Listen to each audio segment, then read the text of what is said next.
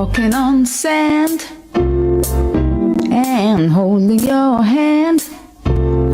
Feel like a tourist in my own homeland, in my own homeland. Enjoying the brights, the warm sunlight. Oh my God, what a beautiful sight in my own homeland. This place is so nice, wanna do everything twice. Yes, I feel as if I'm in the paradise. No matter the season, you've got every reason. Greetings, kings and queens. Welcome to another Real Stuff podcast. Today is Tuesday, and as always, on a Tuesday, there is always an election going on somewhere in the United States. Whether it's a county election, a commissioner's election, a PTA election, there is an election going on. But today, on the Real Stuff podcast, we have a Discussion Tuesday. And today, our guests are Mr. Carlston Medford, and we have Dr. Pauline Wallner, along with Queen Angela. And all three of them will be talking this morning. We're going to be discussing about mental health. Yes, you know, a lot of you are going through mental health illness and don't even realize it. But today we're going to be doing a discussion on mental health. So stick and stay. If you got to get your tea, your coffee, whatever you got to grab this time, run, go get it, because we'll be right back.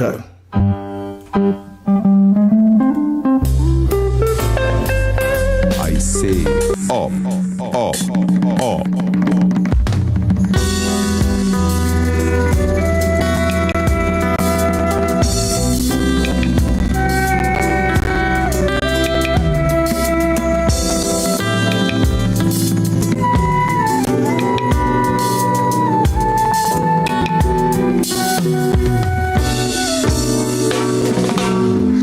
I rise up. Sunrise shining, new day dawning, giving hope and inspiration. Up, up, up, way up. Give thanks for blessings great and small. Give thanks for loved ones near and far. Give thanks for health, strength, and prosperity. Up, up, up, way up. Yes, yes, indeed. The man say up, up, up. The music of Uko Honora. I rise up this morning and I give thanks and praise. So let me ask my guest, my panelists this morning, what's happening in their neck of the woods.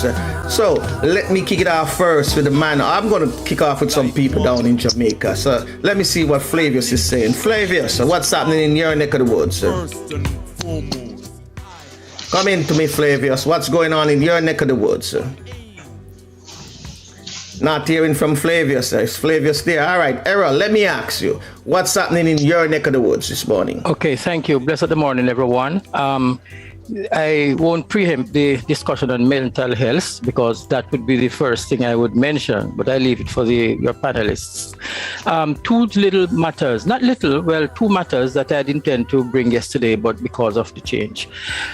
One is with respect to the prosecution has been given partial right to appeal a conviction.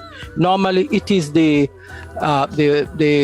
defense that gets that, but that has been passed in the upper house and is to be finalized in the lower house, I think. That means if the prosecution doesn't agree with the conviction, the sentencing, the state can appeal, but of course within a limited time. And secondly, there is a little controversy regarding personal protective services for the judiciary, because the Minister of National Security has proposed that instead of deploying some 500 or so police officers to protective service of judges, that they were thinking of using private security. Now, this was also mentioned some years ago by former National Security Minister. But there is a big discussion on it, whether this is the right thing to do. So maybe some Monday we will discuss that topic. Thank you very much. All right. Thank you. Thank you. Courtney, what's happening in your neck of the woods, sir? Yeah, well, good morning, everyone, especially to our panelists and our team and to our listeners and viewers. Well, in my neck of the woods, it's always weather, so it's about 66 degrees and cloudy. Mm-hmm. But overall, just a wonderful day, knowing that we'll be having a great discussion today. So, up to you, Franco. All right. Let me see if Flavius is ready now. Flavius, what's going on in your neck of the woods? Well, in my neck of the woods, we are having sunshine this morning. Place is very quiet. But in Jamaica in general, our topic today is now the biggest topic in Jamaica. Because apparently a second mental health road person has been killed. So it's two in 1 week. I'm not sure if it's up by the police again, but everybody is speaking out now how to treat mental health, especially with the street people. And what they're saying is that every healthcare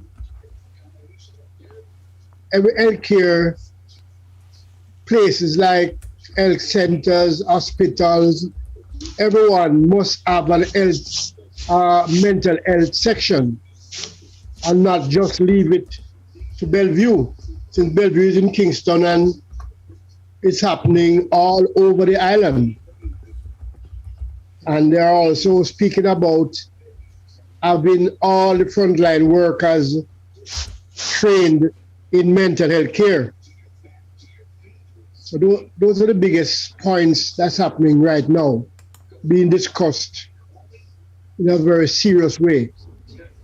Because there are always a lot of promises of what will be done, And of course, nobody's really come up with a plan to deal with mental health in a serious way, because we all agree that it's not only people on the street that you see that they say they are mad.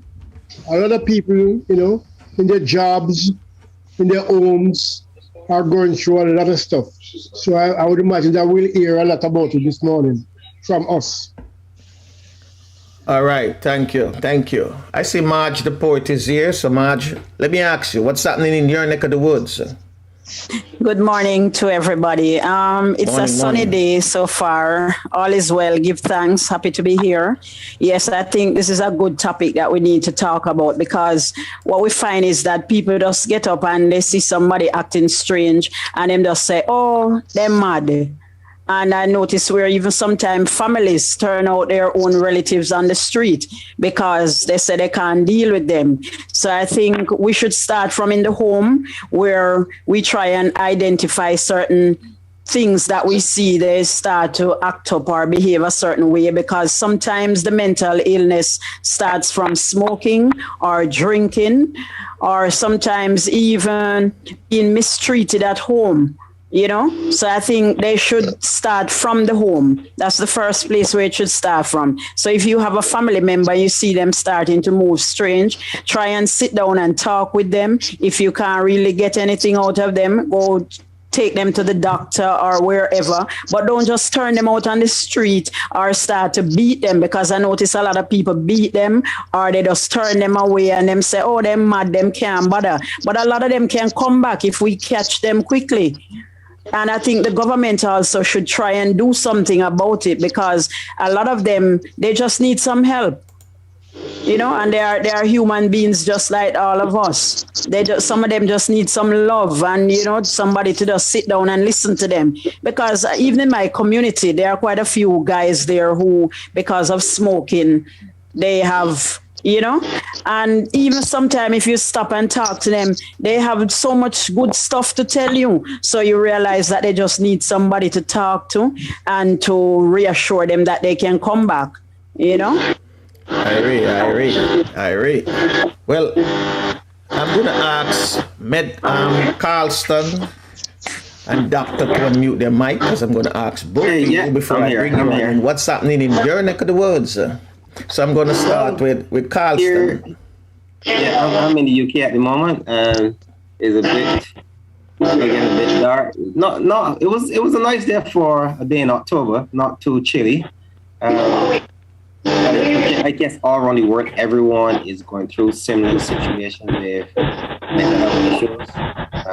It's all over the world that everyone is talking about because of the result of the last 18 months. The environment we are in, the constant barrage of information is causing people to change mindsets, change behavior. Isolation has been an issue throughout the world itself. What we didn't realize is how connected we are, or how much we crave connection. We're physically designed, emotionally and chemically, to be connected to other people. So putting people in isolation causes you to react in a way that you normally would not have, because of how we are socially structured. It's just why in prisons they use isolation as a way of punishment, because naturally when we withdraw or we isolate from people, our emotions, we're more into ourselves, our thoughts are more or less magnified. Everybody has been isolated and find themselves, I don't know if it happened to anyone, but you've noticed that if you're inside, you find yourself pacing up and down and overeating because there's nothing, you can't go out and do things. All of these different little changes in behavior contribute to the overall behavior.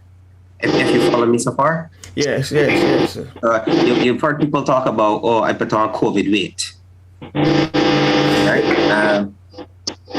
All of these patterns of slight changes in behavior contribute to the results we see. When we see a person, like I think it was Marge that was saying earlier, you see a person behaving strange and we said that person just mad. This is just the surface behavior we are seeing, but underneath that behavior there is a cause. What we don't focus on is actually what the cause can be. Always, when we see the behavior and based on our perception, we decide or we make a judgment this person is mad. But all of us go through similar changes, similar reactions. What identify, in my opinion, what identify a person with what we call mental health illness or mental health issues is when we are stuck in our emotions and it comes to a level that it affects our daily operating. Because for instance, everyone feels depressed at some time, anxious at some time. These are emotions. These are natural emotions within our chemistry within our body.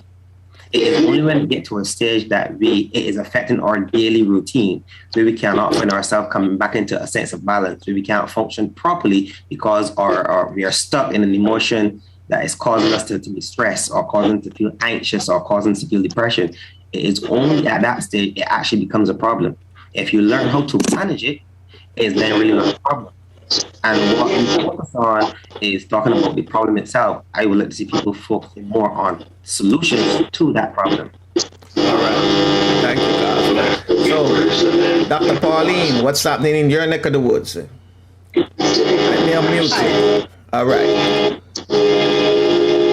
Please recommend that if you're not speaking, that you mute your phones, you mute your microphones. When you're not speaking, fair enough, everyone. But that way, when you mute, you can hear me and I can hear you. Beautiful. Well done. All right. Well said. Good morning, everyone. Good morning. As you know, my place of my residence is in Atlanta, Georgia. Right now, I'm in Maine. I'm in the state of Maine. I'm in a place called China Lake. So I'm actually sitting on a property that's just next to the lake. And I lived in Maine for about 11 years. And I have seen a lot of issues around mental health issues. And that's because the days are so short during the winter months. So when it gets too dark, you find that a lot of people go into depression because they're not able to go out and do the things that they normally do. Last night, I was going to pick up my grandson, and I had forgotten how dark this place can be at night. And I'm telling you, it was a struggle for me just to get out of the house, get in the car, and just to go and pick him up about 20 minutes away. And driving back, I'm sure I was driving like Miss Daisy, because it was like I was driving Miss Daisy because it was so dark. So you can imagine that people who have to live in this kind of environment year round will have to find things that they need to, activities, get engaged in activities that will take them outside of the home and take them, whether it's just walking outside, whether it's just looking up at the leaves. I did my walk this morning for an hour and a half, and it was absolutely refreshing. And so, like my esteemed colleagues have indicated, mental illness is real, and it's real for all of us, especially in this COVID time. The difference is that some of us have learned how to manage it better. Mm-hmm. It's like driving a car. You know when your car needs to be serviced because you can hear a different sound in the engine. In our bodies, it's the same thing. If we get tuned to our bodies and we can listen to the differences, to the sounds, to the different sounds, we can know that something is wrong and we need to do something about it. And I've also seen a lot of drug use as well, like marijuana. For some people, they think marijuana is everything to them and that they cannot do without it because it steadies their mind. I grew up in marijuana. I'm from Barbican, Jamaica, 30 and a half East Kings House Road, Kingston, Jamaica. That's where I grew up. And Grand Spen. I know what marijuana is. I've seen people who have been able to smoke it all their lives and live a very long life, and they seem to be fine on the outside. I've also seen people who have smoked it and it has not done them anything other than to derail their mental efforts. So people have to know what it is that they're doing that are their triggers. What are your triggers? Know your triggers, understand your triggers so that you don't get into the situation where you are spiraling out of control because of something that you did to stimulate what the chemical imbalances that can be caused by this. Now, I'm not saying to you at all that this is the only reason why people have mental illness. That's not what I'm saying. I'm only sharing with you my experiences with dealing with, connecting with people, talking with people. I had an aunt who used to walk from Barbican to downtown Kingston. She wouldn't get into anybody's car. And it took me a while to understand that she had some mental issues. However, she was the biggest advocate for us because she encouraged us to go to school.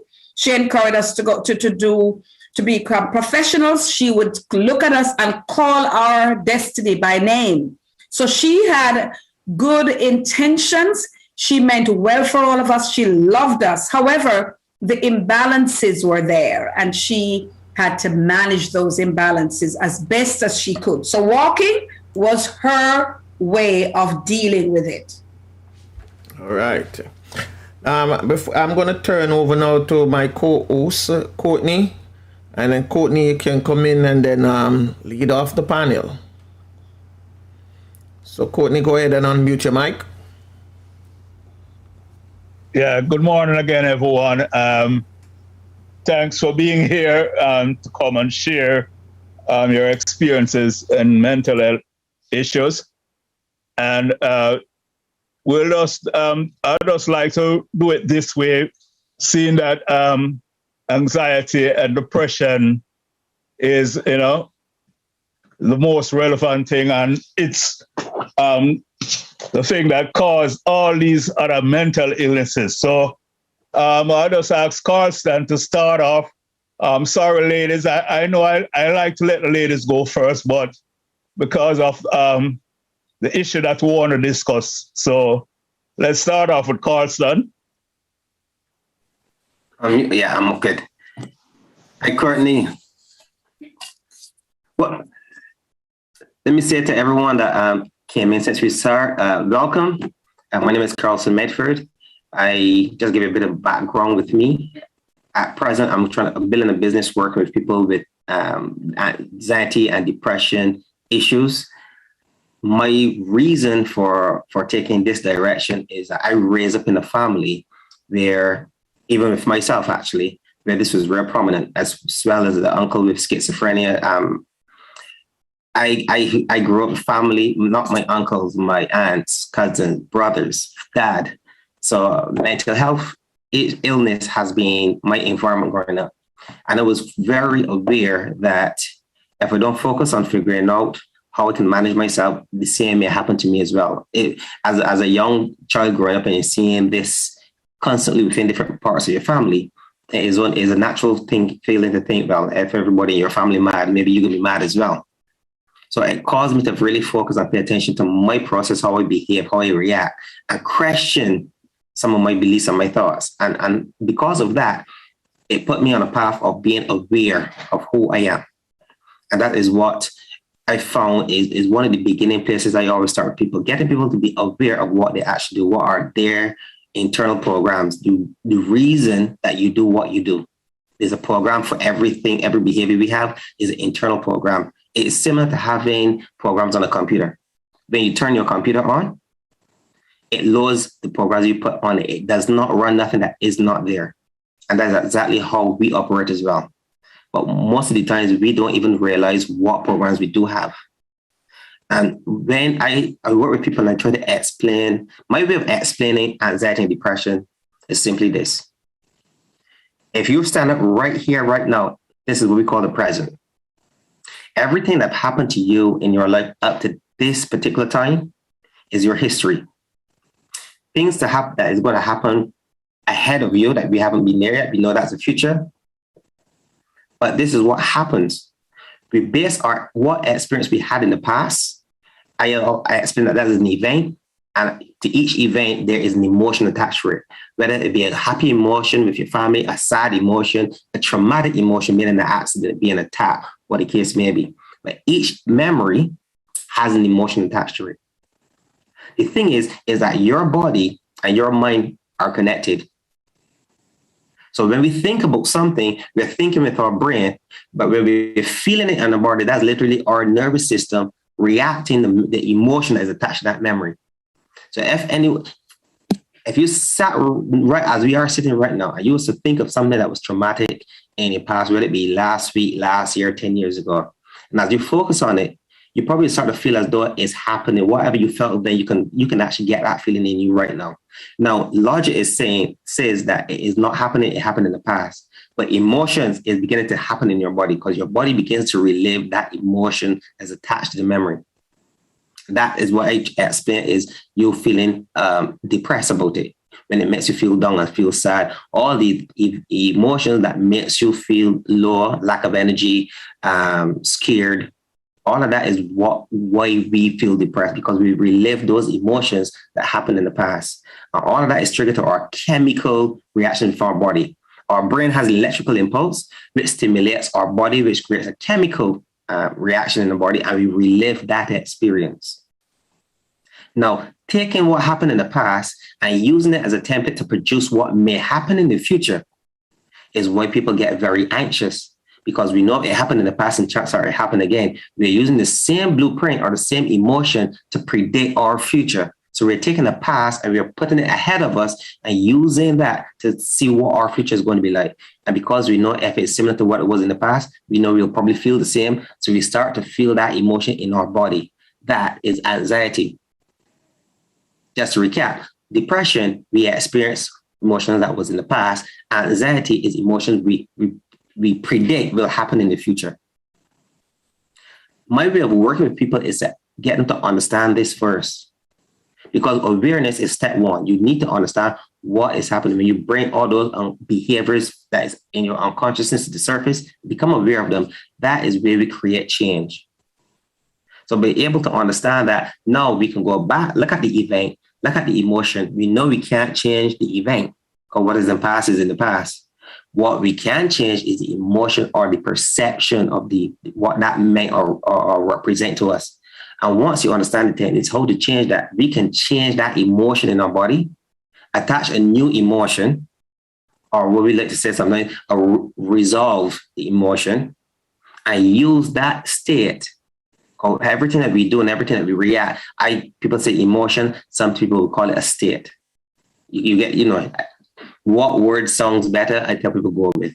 But now we can get to where we start to heal that emotion, and then use that way of thinking. Now we have the program. How did I change it in the past? Good. Now I know I can change it in the future. Now I know now I know what to do. I know when it comes again, I know how to deal with it. Now I can actually feel I'm ready to go forward. And that's how you deal with your anxiousness. Also, language, very important. People will say, I'm a depressed person. And to me, I try to show people that is the identity statement.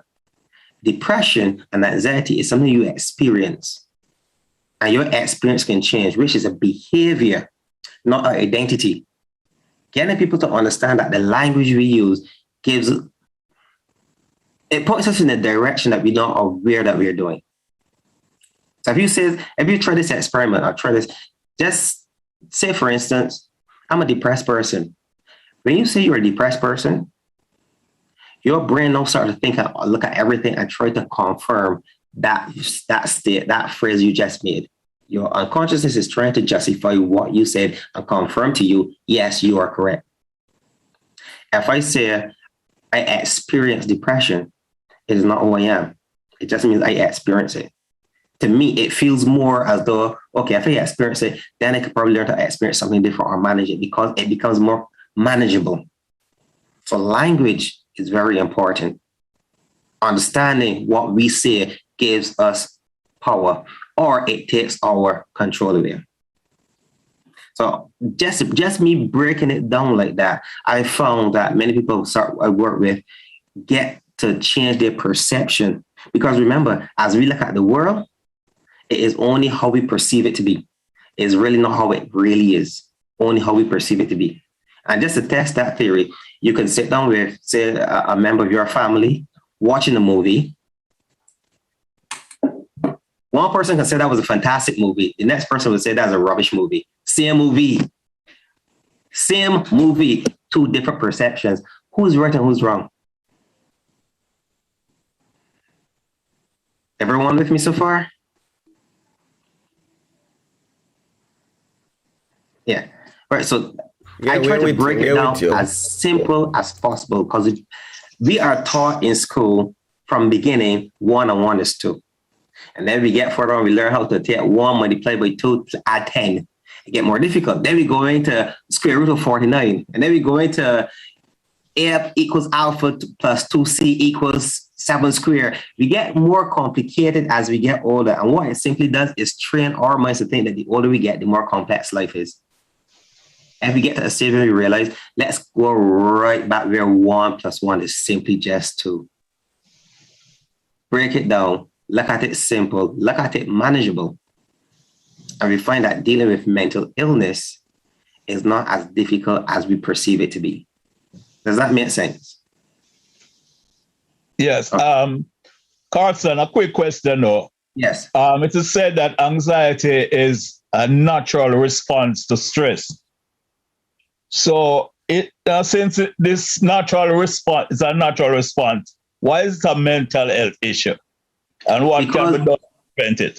Let me ask you a question. If you walk across a field and you saw a lion walking towards you, how are you going to feel? Well, frightened. Okay, scared. Good. Yeah. Yeah. And in your mind, what right now as we speaking, in your mind, what is the image that's happening that you're probably picturing right now? No, I didn't get that. Right now, as we're having this conversation, and you can picture you going across the field and there's a lion in front of you. What is the image in your mind, and what is the outcome that you see will happen? Well, he being a strong animal, well, you feel that you're going to be torn to pieces. Yeah. And you're thinking about, can I escape this animal? Or, yeah. Good. As you just mentioned that, and you just spoke about that, and you imagine it, how are you beginning to feel in your body? Yeah, well, feel helpless and hopeless. Right. So anxiety is a natural response. And it's a response based on your thought and your perception. So you're having a thought, your nervous system is responding right now to that thought. That is normal. We all go through that. Now, if you know that you are safe, right? and you still feel as though the line is in front of you, that is really problem because it means that you have not learned, your system has not gone back to what we call homeostasis. You have not gone back to a place of relax. You see, we have our nervous system has two sides to it. We call the sympathetic nervous system and the parasympathetic. One gets you active and moving. The next one calms you down and brings you back to a state of relax. Some people, their system go into a place of active, getting to move, but they do not understand or get to a stage where they actually learn to calm down and relax. The human body, we are designed to be stressed for a short period of time. Well, most living entities designed to be stressed for a short period of time and return back into a state of relaxation. When you suffer with anxiety, or sorry, let me rephrase that. I don't like that phrase, suffer, because we don't suffer. When you experience high levels of anxiety and depression, what the problem mainly is that your body does not return to that place of relaxation properly. If it did, you would not be considered a person with anxiety or depression. It would just be what we call normal. So anxiety in itself is okay. Excess anxiety is the problem. Feeling depressed is okay. Excessive depression is the problem. Okay. Does that answer your question? Yes, yeah, perfectly, yes. Got it. Now, I don't want to just talk about, but I want to get this here quick. There are techniques that we can use to help manage those states and help you get back to a place of relaxation. The reason that we are not designed to be in stress over a long period of time is simply this. The stress hormone actually allows your body to go into fight, flight, or freeze state, as we've heard it mentioned, but this is what happens. Your body takes the energy, and rather than using it to circulate the blood and keep the heart and everything pumping, it pumps the blood and everything to the exterior, to your arms, to your legs, because why? It is preparing you to fight or run or freeze. It's preparing you to defend yourself, to survive. It's a survival mechanism. But what it does for a short period of time, the blood system that we need to keep our functioning going is short. It is taken away for a short time just to give you a chance to survive. And once you're a certain distance away, then it returns to circulation so your body can continue to function properly. Now, if we're always in a state of stress and we're always in a state of fight, flight, or freeze, it means that we're taking the blood away from our organs and our vital supplies longer than it needs to. And if it does not have the blood supply, then it starts to die.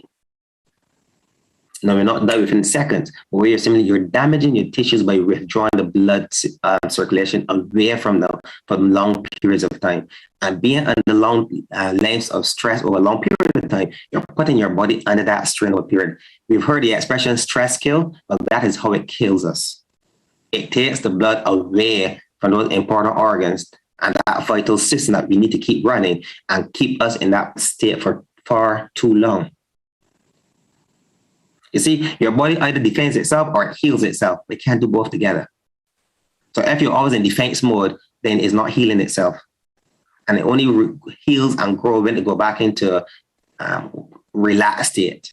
So that's why a person that will learn how to relax, meditate, take things easy, change the perception, or what we call reframing information, so that you get yourself not act up. You'll find that once you can learn to shift your thoughts and shift your perception, managing how your body age, how your body functions, or most of our health is linked to stress.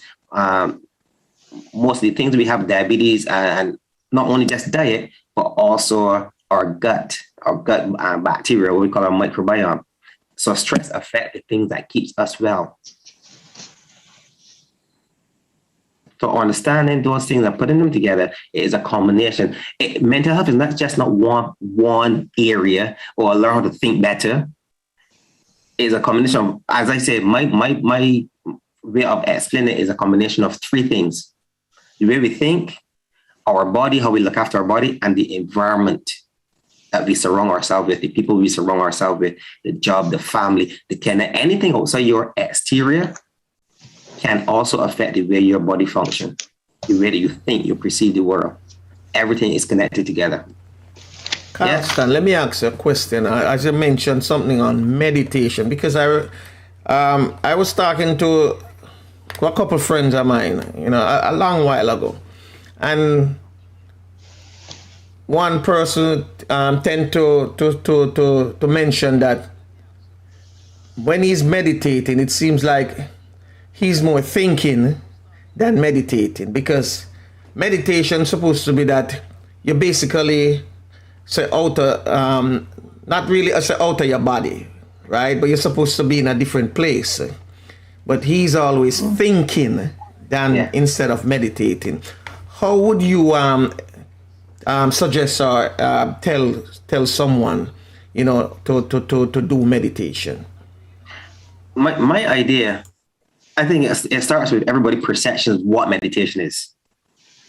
Because what I might tell you I do doesn't necessarily mean it is how you see it.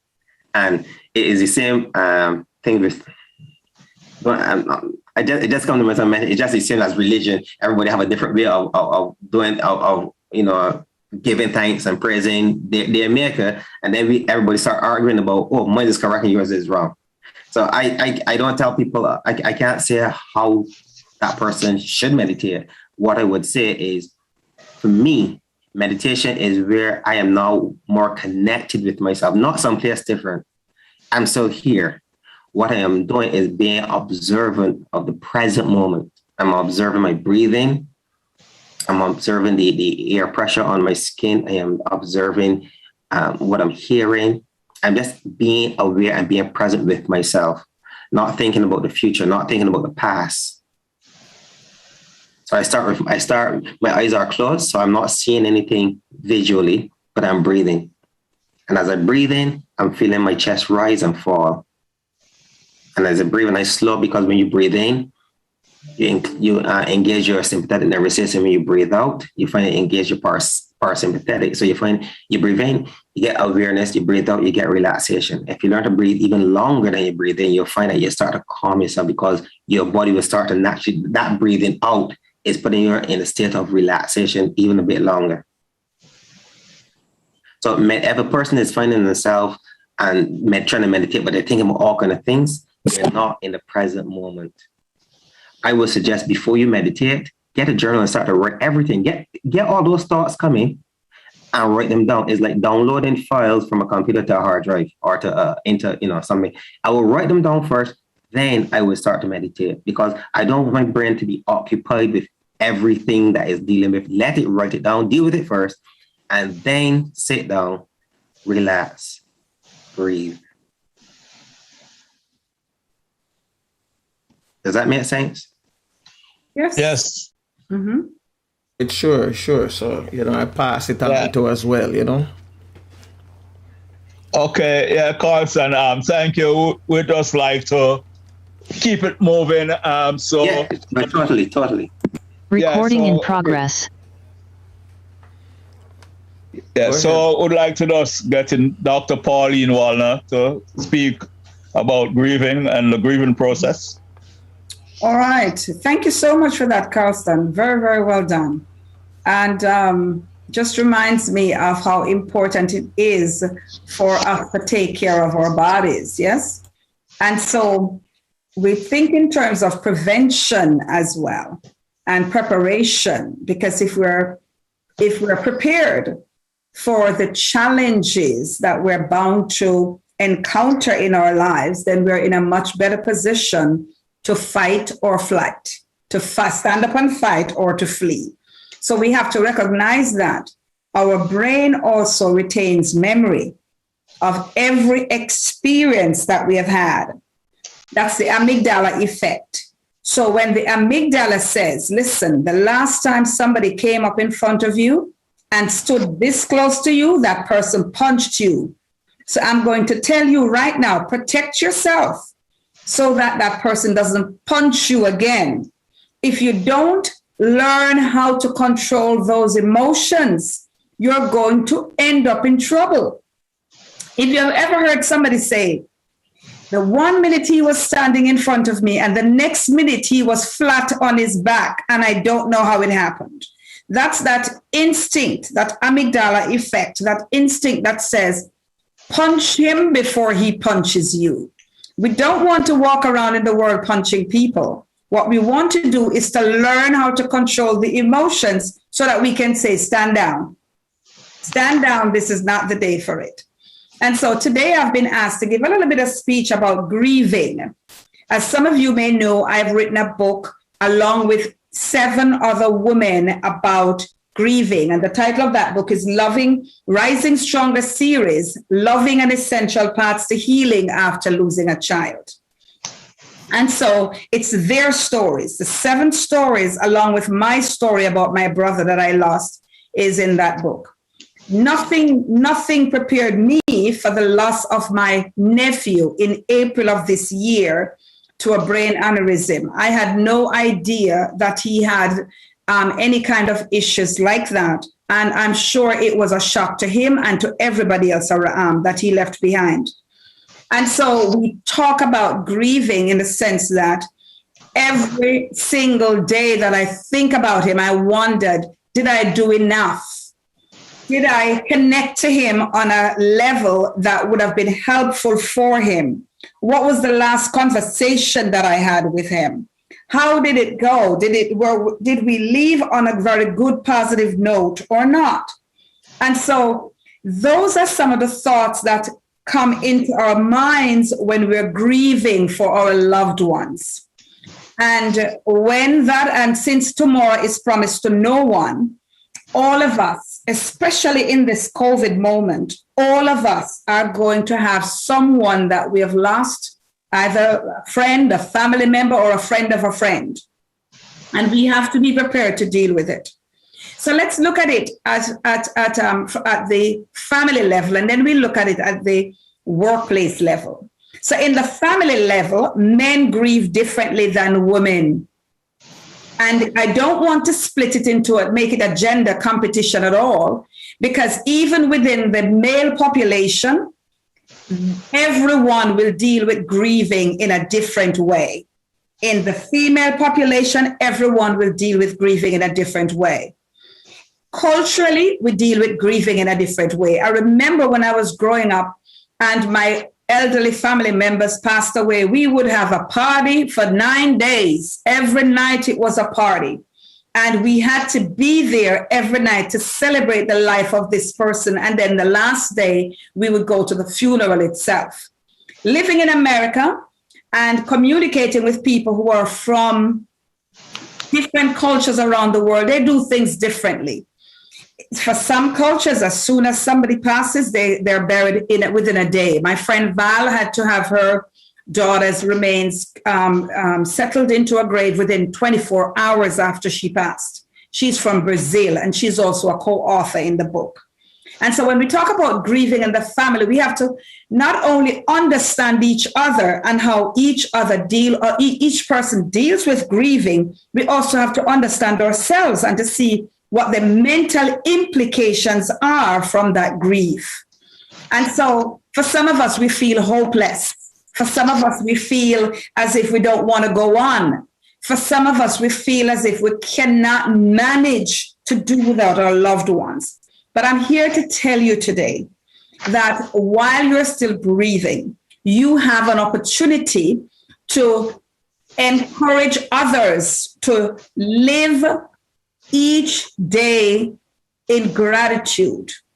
It doesn't mean that you're not going to feel the loss. It doesn't mean that you're not sad that the person has gone on. What it means is that you're going to cherish the memories that the person shared with you. And then you're going to also find ways to give back according to how your loved ones would have liked it. So, for example, my co-author, Hyacinth Blake, she encourages young people to get into nursing because she is a nurse and her daughter was a nurse. She went to bed one night and she didn't wake up. She has had to live with that. She was only 35. Her daughter was only 35 years old. And so she encourages others. During the COVID season, my friend Val, who is also a co-author in the book, Val Cargill, Beanie Cargill, what she did is the proceeds from the book, she took that money and she made a dinner for 4 every other Thursday or so, a dinner for 4, and she left it on people's doorsteps. So she's finding ways to honor her child's life by living in the moment and recognizing that there are other people who are going through different challenges and helping them to get over it. My friend Sharon Carter, who is also a co-author in the book, what she does to grieve is to reach out to her daughter's friends and to take care of her grandchildren, the children who were left behind by her daughter. And so these are some of the ways that people deal with grieving. Another co-author in the book is Annette Nolte. And Annette Nolte does a race every year. She enters into a race, a mother's race. Women who have parents who have lost their children, they have a race, a 5K race. And so she enters into that on behalf of her child every year. So what am I saying now?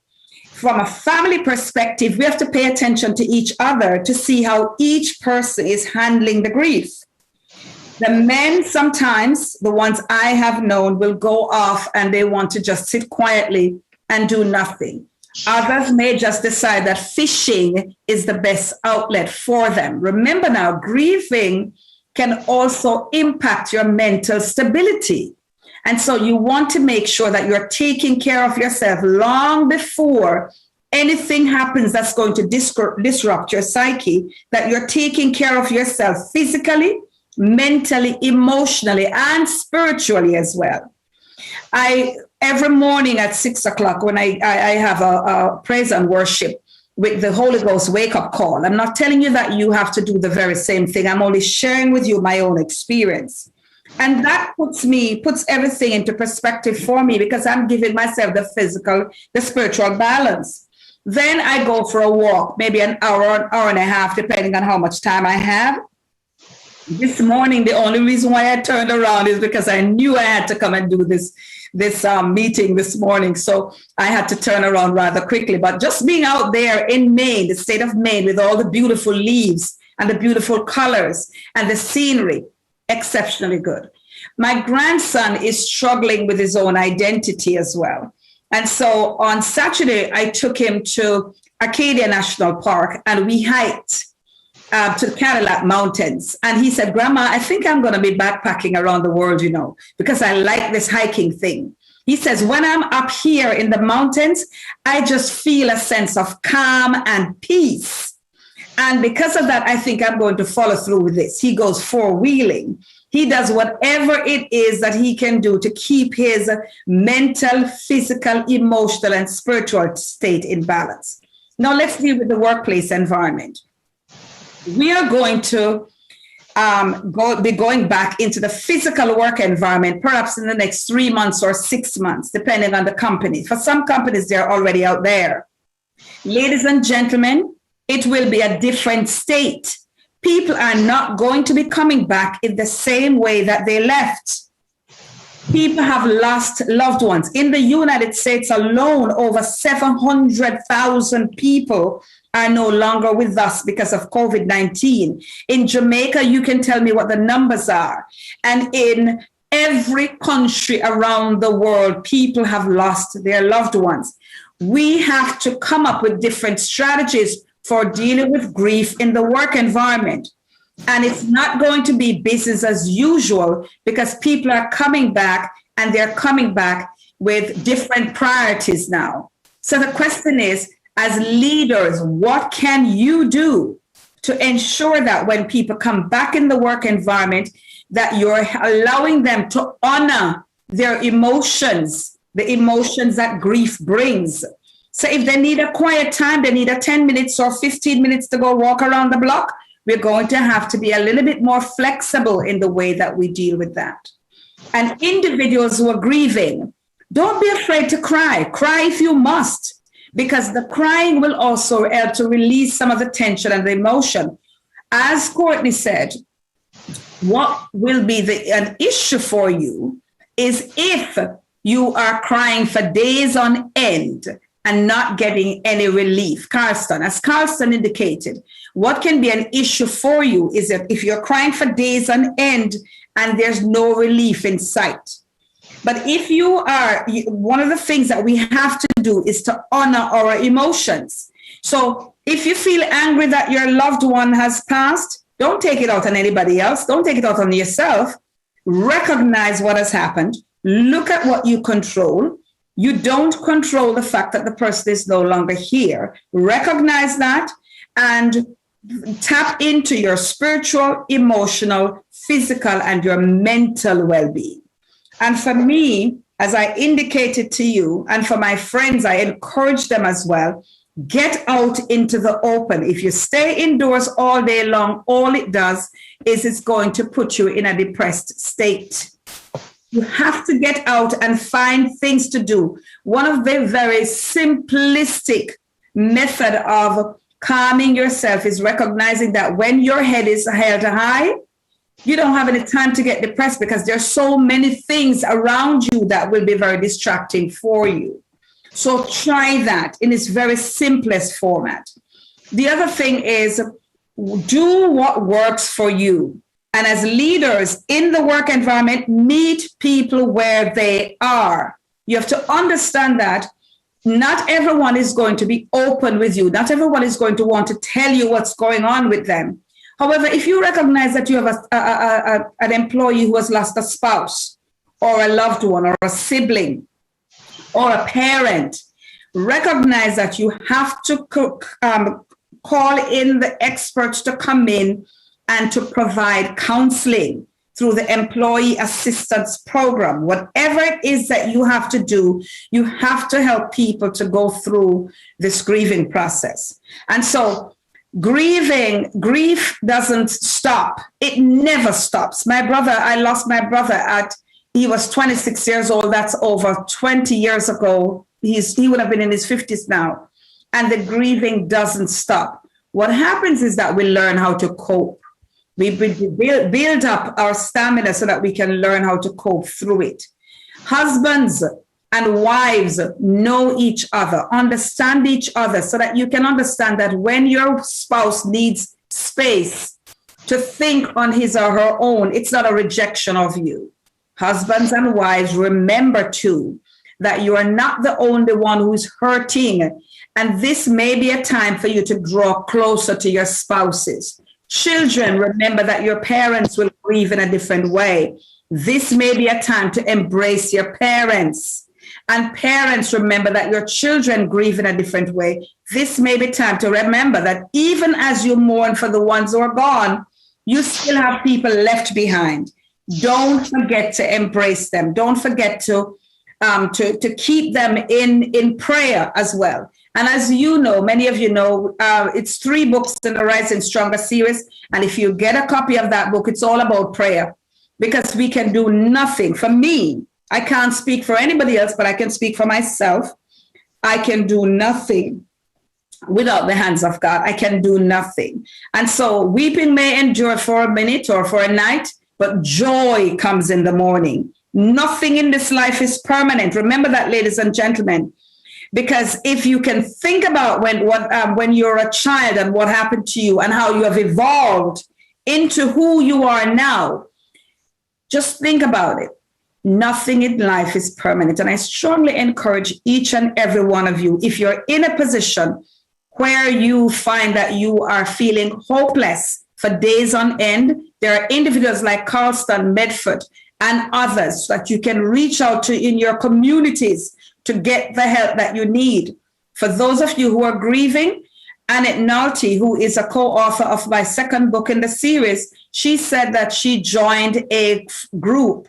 And that group helped her during some really, really difficult times. Friends and family, remember to hug your loved ones. Hug them daily, every opportunity you get, because you never know, that might be the last time that you'll see them. I'm not going to be the woman of doom. I am really the woman of joy. And I strongly believe that in every adverse situation, we can find reasons to be grateful and to celebrate and to find joy. May your life be filled with joy today. Thank you so much, everyone. Thank you. One quick question before you go, Dr. Pauline. Mm-hmm.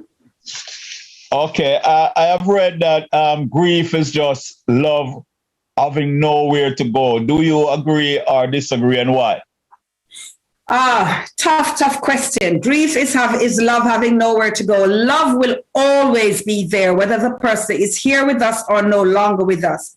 And what we do is we start to love the memories. We start to appreciate the memories a lot more than when the person was here. And I think that is really the root of the grief, is that the question is, did we do enough? So rather than ask that question, did we do enough for the person who's gone? The real question should be, are we doing enough for the people who are left behind? Are we doing enough for the people who are left behind? So please remember that grief sometimes is fraught with regret. And the regret is what keeps us stuck. And so because we don't want that regret, we want to get unstuck, we better try to start treating each other well, because sometimes we don't treat our family members well. I remember a few months ago, I lost a loved one. And a statement that somebody made in the height of grief was, I don't think I treated her very well. That's not the kind of legacy that we want to leave.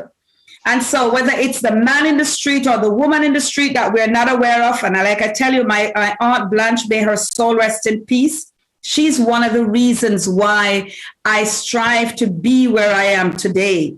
And so even in her mental fogginess, she would say to me, you're going to be an attorney. You're going to be on TV. You're going to be this. And see, I'm on TV. Okay. Thank you very much, Dr. Pauline.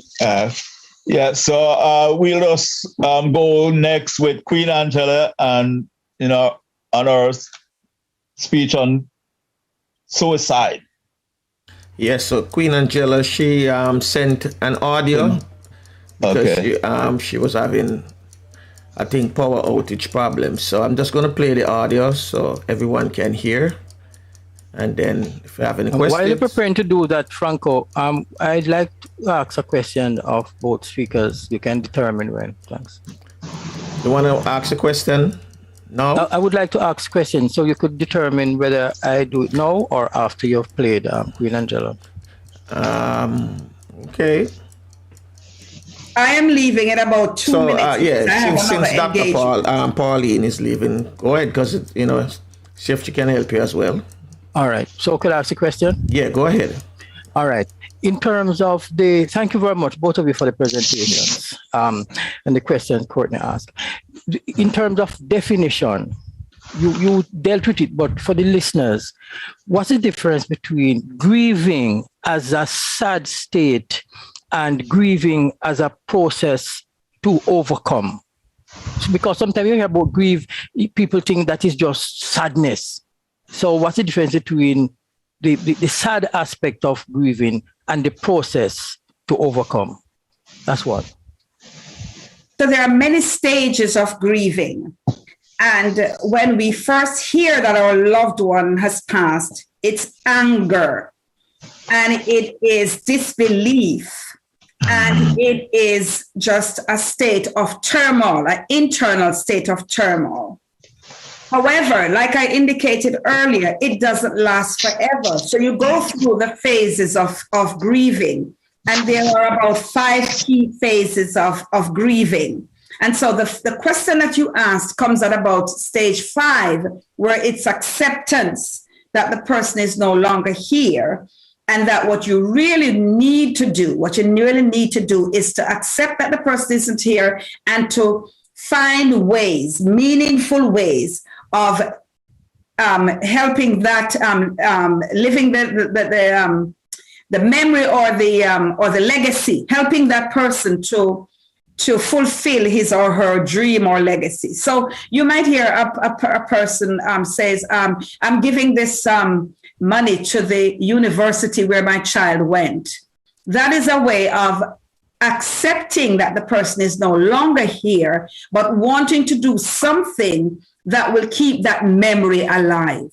Yeah. So it's about 5, and I believe it's Miss Ross, Elizabeth Ross, Kubler-Ross, who said 5 stages of grieving. And the last one, I believe, is acceptance. And then moving on from there is to help that the memory of your child or your spouse or your loved one to be memorialized, so to speak, so that in the efforts that you make, whether you're going to mentor someone, whether you're going to provide education for others, whether you're going to adopt a child and help that child to go through life, whatever it is that you're doing, that's... Thank you very much. Okay. Just to back you up, but incidentally, it's 2,000 plus persons have died in Jamaica through COVID-19, 2,000 plus. Tragic. And I remember hearing a guy from United States of America, his daughter was serving in Haiti in the not the last earthquake, the one before, big one. And he established a school there to train young people in memory of his daughter. So that is well illustrated. All right, the last question, I don't know if you're going to answer it or it's for Medford. What is the connection between mental illness in terms of the aspects of that we were dealing with? What's the two aspects now? Anxiety and depression. What's the relationship between that and religion in terms of causation and preventative? Religion as a cause and a preventative for anxiety and depression. Tough one. I could only give you my perspective. Yes. When it comes to religion, it is down to what we believe, faith, right? That's a given. No one can tell you what it means to you. You as an individual have to choose what it means to you. That's the way I see it. I was raised with my grandmother. And for those that were raised back in the Caribbean, I was at church nearly every night. They had prayer meeting for seniors, prayer meeting for young juniors, this meeting, that meeting. And because my grandmother was assisting the church, I was always in the church. Everybody knew me. I knew everyone. But what I found is that religion gives us our belief system. It gives us our belief system. Now, to break down, for instance, Dr. Pauline had mentioned earlier that for her, everything she does is with, God is at the center. And that'd be paraphrasing what she said. But I think I got it correct, right, Miss Dr. Pauline? Yes, right? yes. Now, that is her belief system. I am not saying if it's right or wrong, it is her belief system. A lot of people that use their religion to as a belief system, I've noticed that by having a belief system that you hold strong to, it gives you the energy and the thought process that you can deal or get through anything that life throws at you. For me, as an example, I remember 2004, I went through a very tough time in my life. And I called my grandmother back in Barbados, I'm in England. I called her, I said, Gran, that thing's tough. And my grandmother told me this phrase, God doesn't put more on a man than he can bear. If not for my belief in that phrase, not just hearing it, I had to believe that was true. And that belief gave me the energy, the thought, the stamina, the tenacity to get through that period of time. So it depends on it depends on the intensity of that belief that you hold that can get you through that tough time. To break it down, it is really down to your perception of the events that's happening to you. Having your belief gives you a perception or giving you the way of seeing things to allow you to deal with it can be very beneficial. Thank you. Does that help? Strength. That's where you tap into the difference to your strength. If Correct. That's your belief system, and if you truly believe in it, and you're praying about things and it's happening, and as you're praying, you're getting the revelation about how best to handle certain situations, then that becomes a part of that becomes reinforcement as well. Yes. Right. So that is reinforcing when you get the results as matching what you expect because of your belief. That reinforces the belief itself.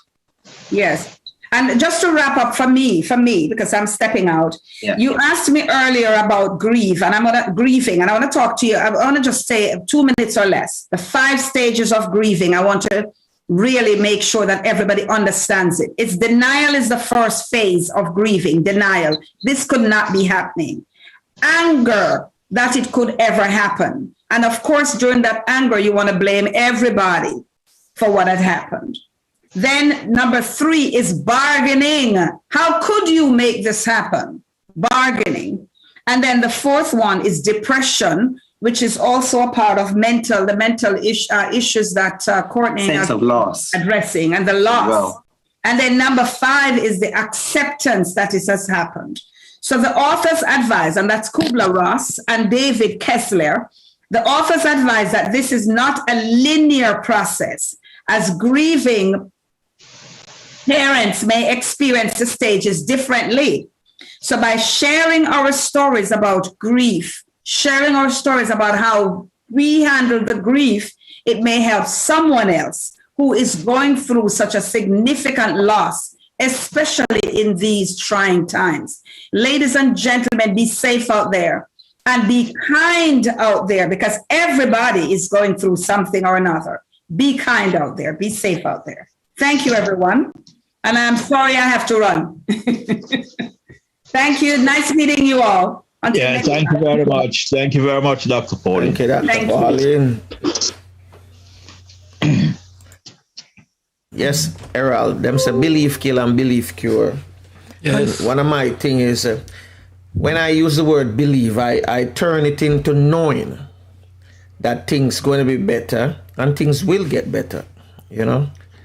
So I think anyone out there listening, and always, as Carlston say, grandmother say, you know, God don't give a man more than what he can bear. And in believe that. In belief turn into knowing it's going to be better. All him have to do is just put him foot them forward, one step there, you know, ahead of time. So I'm going to play this audio from Queen Angela, and then we'll have Courtney to wrap it up. Here goes. Greetings from Zimbabwe. My name is Angela Rugara. I would like to share on non-suicidal self-injury. I've deliberately elected not to talk about suicide because I feel non-suicidal self-injury is equally as important, although neglected a bit. The term non-suicidal self-injury is used to refer to situations where self-injury is not intended to result to death. Signs or indications, although the list is not exhaustive, but they include cutting self, deliberately hitting body on hard surfaces, biting self, burning self. Frequently, unexpected injuries of these types mentioned or concealed, that is, injured, may indicate self-injury has been occurring. Some people go to very great lengths to conceal their injuries and may be hard to pick up. Take self-injury behavior seriously, regardless of severity of the injury or intent. Self-injury commonly occurs between the ages of 10 to 24 years.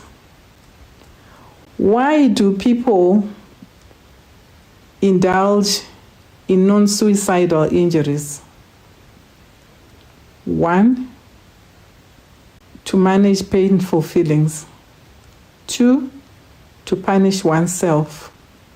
3, to communicate. 4, there are other behaviors that need to be discovered. What is the relationship between non-suicidal self-injury and suicide? People who engage in non-suicidal activities are at higher risk of suicide attempt. Studies indicated that 60% of these people had thoughts of committing suicide, and 10% actually attempted suicide. This, however, indicates that some people who engage in non-suicidal self-injury have no intentions of suicide. It is difficult to tell the difference. The only way to find out is to ask the person directly if they are suicidal. If yes, then they need to be referred to get proper help. The types of support that are available, I'm sure in most countries, are mental health professionals, counselors in schools, in community, like pastors, general practitioners, suicide helplines, community groups that deal with mental health. 4 numbers of these are usually found in clinics. If you are a family member who discovers this problem, do not tackle the issue. If you have a bias towards such behavior, you will do more harm than remedy the situation. And also, do not panic. What are the physical and mental health risks of self-injury? Injuries going untreated may get infected and not heal well or take long to heal. Hitting the body against hard surfaces may cause internal injuries that may be hard to detect, like hairline fractures or internal bruising. These may become complicated if untreated. Over time, self-injury can become the central strategy for coping with problems, making it hard to use more adaptive ways of coping. It can also be difficult. It can also be a difficult habit to break. What should one do if they suspect someone is self-injuring? If it is someone close to you, discuss it with them. Before you do that, acknowledge and deal with your own feelings around self-injury behavior. If you have biases, then find someone else who can help. Should you wish to assist, then choose a private place for the conversation. Ask about self-injury in a way that makes it clear to the person that you understand a bit about the subject. For example, you could say, sometimes when people are in a lot of emotional pain, they injure themselves on purpose. It is that how your injury happened? Is it how your injury happened? Self-injury is a very private thing and is hard to talk about. Do not demand to talk about things the person is not ready to discuss. Avoid expressing emotional response or anger, fear, revulsion, or frustration. If they are receiving psychiatric care, ask if their treating professional knows about the injuries. What do you do if you find someone injuring themselves? Intervene in a very supportive, non-judgmental, or aggressive manner. It is natural to feel upset, helpless, or angry. But remain calm. Avoid expression of shock or anger. Tell the person that you are concerned about and ask how you can help to alleviate the distress. Ask and observe if medical attention is needed. Keep in mind that stopping self-injury should not be the focus of the discussion. Look at what can be done to make the person's life most manageable. or their environment less distressing. Self-injury cannot be stopped overnight. Always behave in a supportive manner.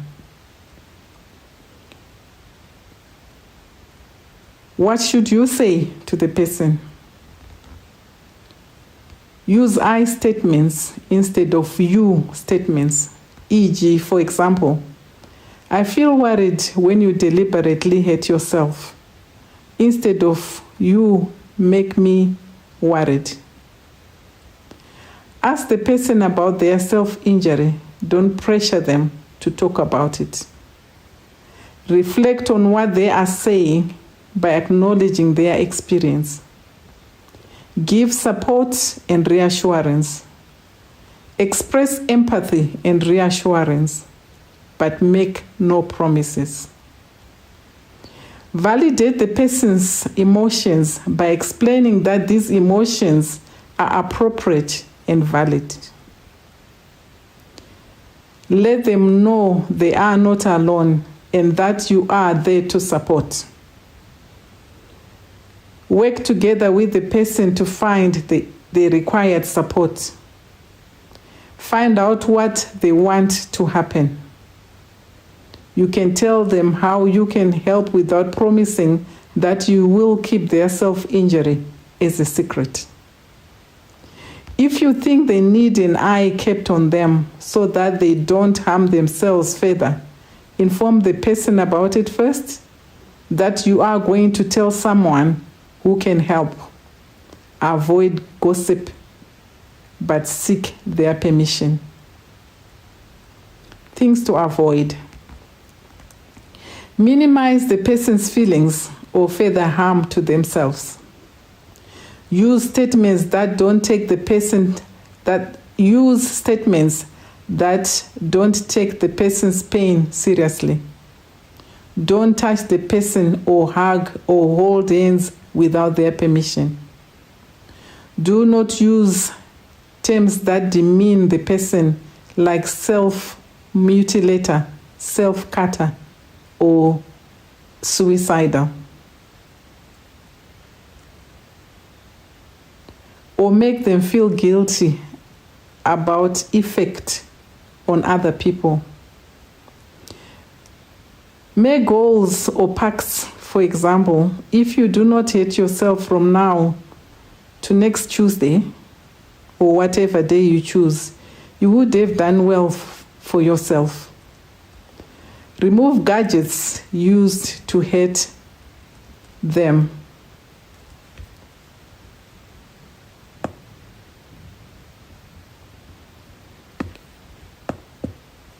And in all cases, do approach the self-injury with caution. Please do not be judgmental. If you feel you're going to be emotional about it, find someone else to help. But take each and every injury, no matter how small, seriously. I think I will stop here. The subject is quite wide, but time is on our side. I hope you find this helpful. Yes, indeed. That was Queen Angela statement. So I'll bring back Courtney in. So Courtney.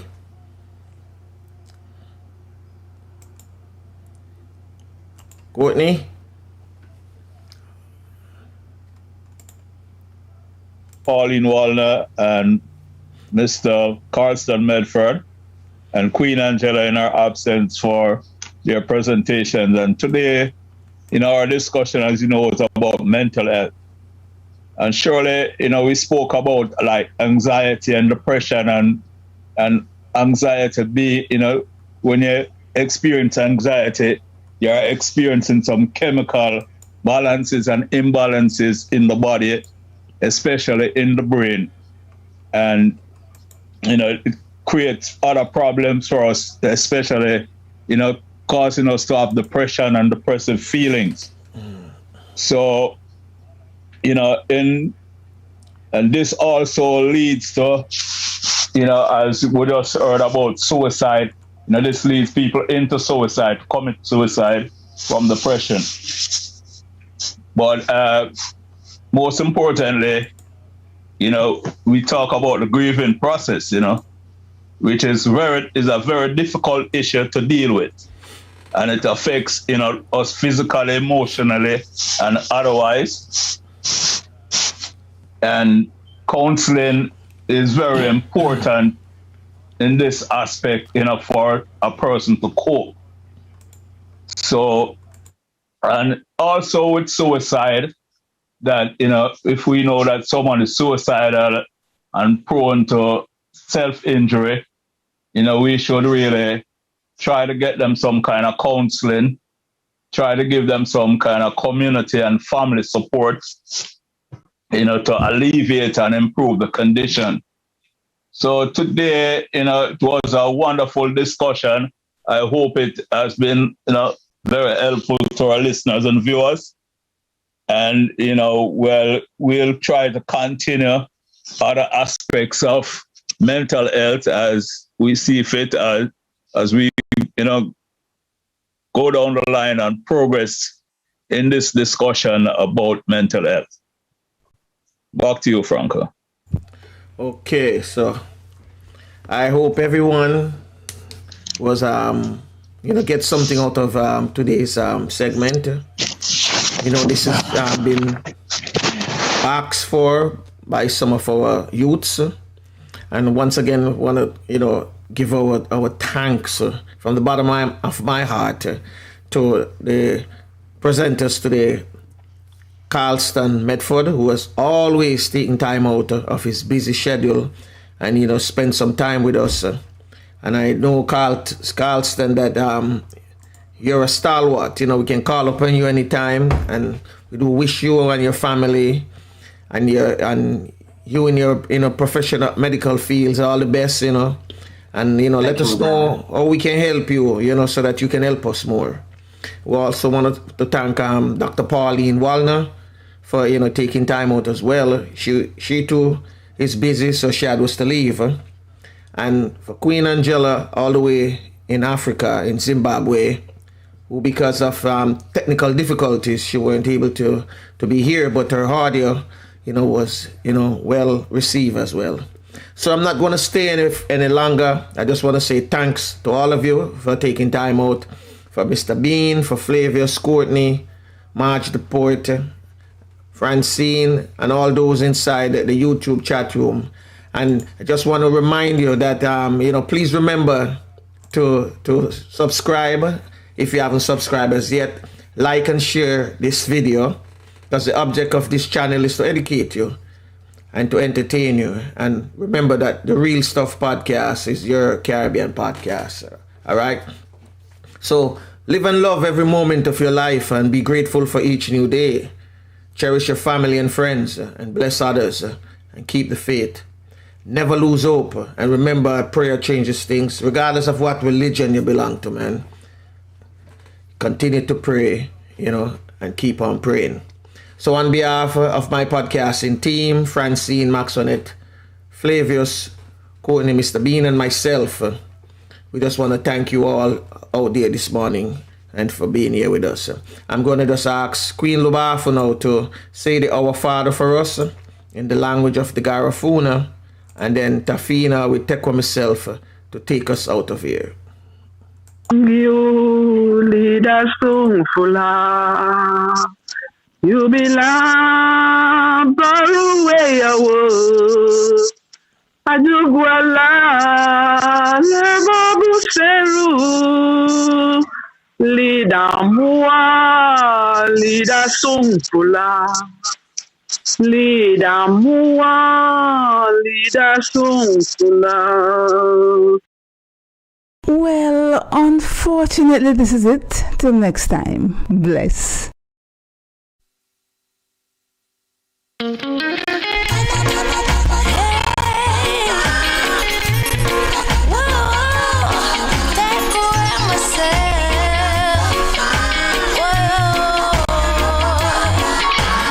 sound of speak. All you gotta do is just speak. One word is enough, and I'm no longer so rough. I forget what I was trying to say. Well, unfortunately, this is it. Till next time. Bless. But you're no good for me. That's why me know I send me a figure flee. Me I fi take away myself. Me I